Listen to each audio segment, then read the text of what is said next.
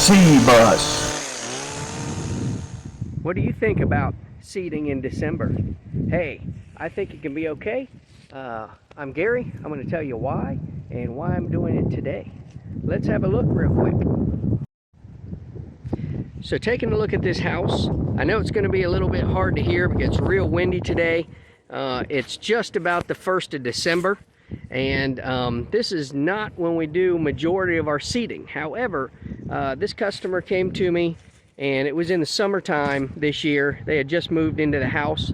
The lawn was a little bit neglected, not horrible, but we had to deal with some weeds and crabgrass and things like that. So when you look over here, you'll see spots in the lawn like this. And there's some dead spots now because we took care of some of the weeds and some of the crabgrass is naturally dying. But if you look across the lawn, you'll also see some areas like this and different textures in the lawn. And that's because they have a mixture. You can see all the different spots all through the lawn that look a little bit different. The reason for that is because they have a mixture of different types of grass. And this is a prime example of what happens when you get fescue mixed in with a bluegrass lawn. And of course, a lot of times the customers will ask me how to take care of that. We're going to transition this lawn over from a hodgepodge of different types of grasses. We're going to use turf type tall fescue, and that's going to help blend in these different types of patches that we have in the lawn. I talked to the customer about this. Usually it'll take maybe between 1 and 3 aeration and overseedings to get that accomplished. Now, they came to me in the summertime, and because of that, it wasn't great seeding weather. However, they had a lot of other issues going on with the lawn, and in this instance I decided to go ahead and take care of some of the weed related issues first, because it was covered with dandelions. There was a lot of crabgrass, there was clover, there was a lot of stuff. So I started to fertilize it. I treated for insects because I found some insects, and I started attacking that kind of stuff to get the existing turf in a little better shape. Then, instead of aerating it right away, right after all these chemical treatments, like I normally would do, and I would aerate it, overseed it, say in September, I was busy attacking the weeds. So I decided to do a dormant seeding in this instance. Let me tell you about that. Here you can see another one of the fescue spots, and the intention here of doing dormant seeding is to do it the way that Mother Nature does it.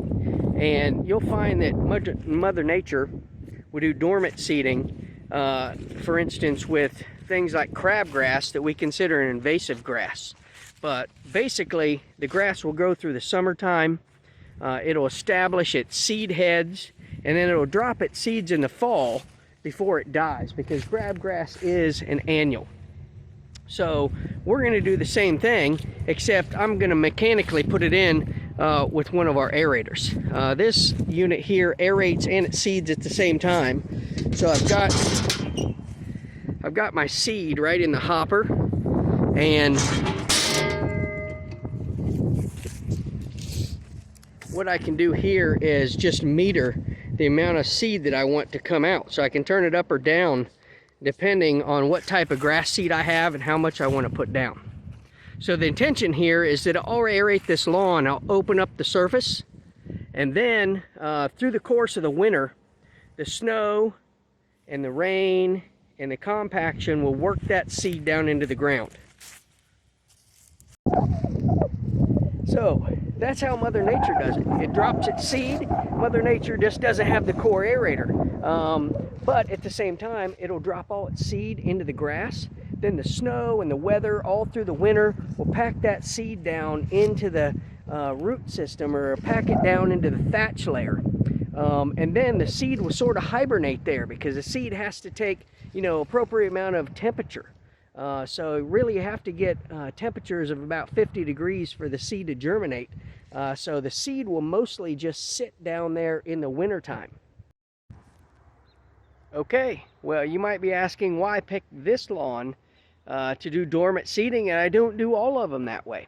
Well, There's several factors, especially in this case, that influence my decision.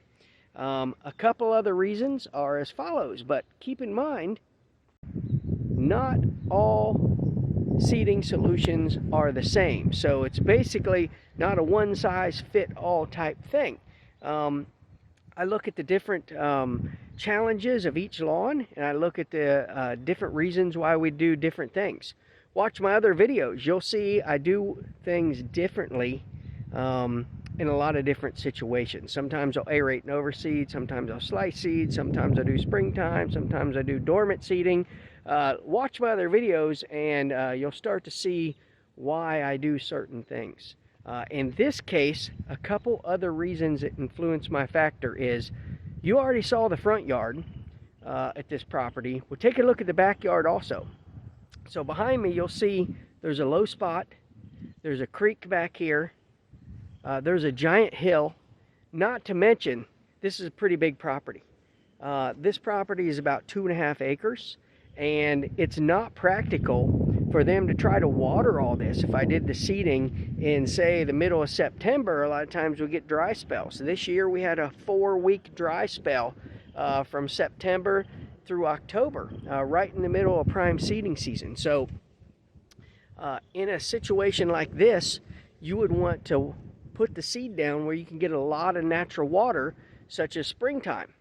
That leads you to say, well, then just do it in springtime. Well, if you look behind me here, another thing is this is low. It's along the creek side, and you have a steep slope in the backyard. Those kind of reasons make this a difficult lawn to access in the springtime. You have areas like low spots right back here that are going to retain the water. You'll have a lot of muddy areas. I don't know if there's going to be standing water in the springtime, but I guarantee that's wet a lot right through here. This hillside will be wet and hard to navigate. It's way steeper than it looks in this picture behind me. So those factors also greatly influence my decision of why this is a prime candidate for dormant seeding, because really we want the seed to be there in the springtime. We want it to be there early. We want to take care of the natural advantages of the rainfall that we get in the springtime, but we want to avoid all the hassles of actually seeding it in the springtime with accessibility, water. I can't tell you how many jobs I've tried to seed in the springtime where we just could not get into the lawn like we needed to. So it kept getting delayed and delayed and delayed, and we wanted to seed like end of March, 1st of April, and you know, by the time we could actually get good weather to get out there, it was like nearly May. So we lost a whole month or so of prime seeding. Sorry about that. The wind, if you can't hear, is really cutting through here. It makes it hard to breathe sometimes. So that is part of the reason why I suggested dormant seeding in this application. Now, thinking about seeding window in the fall, if you're going to do dormant seeding, you want to make sure that you wait until the ground temperature has reduced enough that the seed is not going to try to germinate. This week, just last night actually, we had temperatures right around 19 degrees. The day before, we had temperatures around 15 degrees. So the ground here is not yet frozen, but the ambient temperature and the soil temperature has come down. It's way down. And, you know, we're going into winter here. We might have a couple warm days, but we're not going to have, you know, probably a 10-day stretch where the ground temperature raises and most of the seed starts germinating again. So that's what I'm out here doing today. There's always a solution. If you're trying to do dormant seeding, I would say, you know, wait until after Thanksgiving to do that.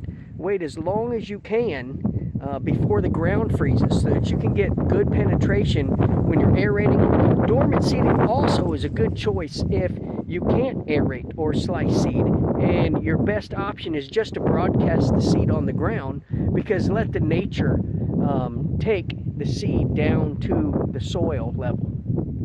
If you're seeding any other time of the year, like in the spring or the fall, which is your primary seeding seasons typically, you will want to mechanically get that seed in as much soil contact as possible. However, if that's not possible, or if you're in a situation where you don't have an aerator, you can't hire anybody, like that, you're just going to seed out.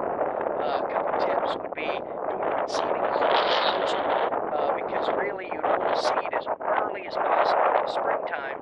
And many times there's snow on the ground or there's rain, and that's going to prevent you from doing it. The other thing to consider with dormant seeding is keep in mind it's similar to springtime seeding. So you have to be very cautious and not apply your pre-emergence in the springtime, because it can reduce or prevent a lot of your new seed from germinating. So that's what I think about dormant seeding. Let me know what you think about dormant seeding. Now you know. Hang on one more second. If you want to know more about dormant seeding, see another case study and example that I did with some more details, I'll post some links in the comment section, also at the end of this video. One other thing, if you're interested in my plan for how to take care of the crabgrass I was talking about, because I attacked that in the spring, I attacked that in the fall, and I know that there's going to be more crabgrass trying to germinate in the spring. I'll post another video discussing how I'm going to attack the crabgrass, because no matter what happens, we're going to have some crabgrass. It's coming my way. I'm going to try to deal with it, and keep watching. You'll know too.